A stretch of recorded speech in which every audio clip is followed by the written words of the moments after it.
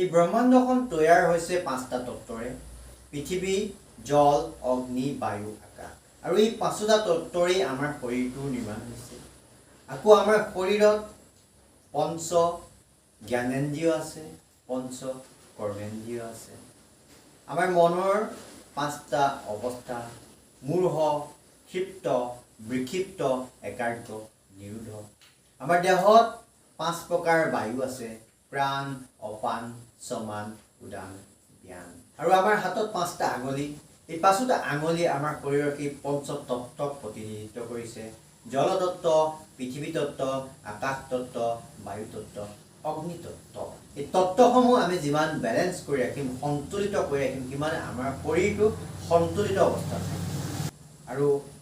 অসন্তুলনেই হৈছে সকলো বেমাৰৰ মূল কাৰণ আৰু তাৰ বাবে আমি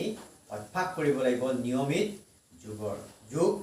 ধ্যান আৰু যেবিলাক মানসিক সকাৰাত্মক চিন্তনৰ দ্বাৰা আমি শৰীৰটো সন্তুলিত অৱস্থাত আমি ৰাখিব পাৰিম